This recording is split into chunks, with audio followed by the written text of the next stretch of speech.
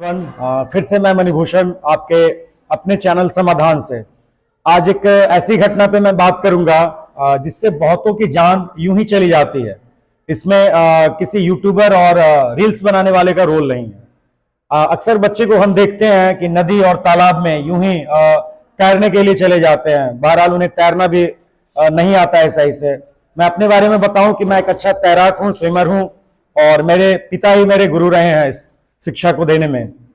तो एक बार की घटना है, हम लोग संगम गए हुए थे स्नान करने के लिए। तो हम और पापा बीच नदी में संगम मुहाने पे जहां पर स्नान होता है, शायद जो गए होंगे उनको पता है। तो वहीं पे मैंने पापा से इच्छा जाहिर की कि क्या मैं पापा जंप लगाऊं यहां से। तो पापा ने मुझे मना कर दिया। मैंने कारण पूछा, कारण जानने पे थोड़ा सा अचरज मालूम हुआ। मैंने कहा पापा हम तो तैरना जानते हैं, तो क्यों नहीं यहाँ पे नहा सकते हैं। तो पापा का जवाब मिला कि नए घाट पे हमें नहीं नहाना चाहिए।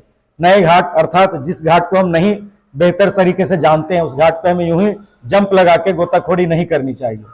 और इस शिक्षा का पाठ मुझे प्रैक्टिकली मिला गंगा में, जब मैं स्नान करने एक बार गया हुआ था गंगा, और बाढ़ का समय था और मैंने जंप लगाया।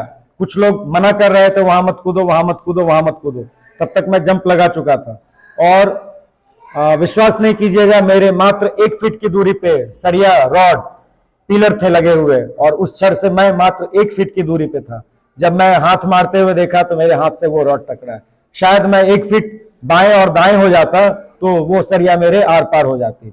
इसलिए उस दिन जो पिता के द्वारा मेरी बातें हुई थी, उस दिन ये बातें सार्थक तब हुई जब मैंने उसे प्रैक्टिकली देखा। तो कभी कभी बड़े बुजुर्ग गुरु की बात आप यूं ही नकार के ना चले, उनकी बात तब साबित होगी।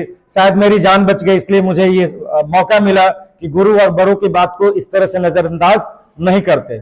उसी तरह से आप सब बच्चे अपने माँ की कोख को सूनी कर जाते हैं कब, जब अपने दोस्तों के साथ आपको तैरना भी नहीं आता और आप गहरे पानी में चले जाते हैं। आज सेल्फी का दौर है, रील्स का दौर है।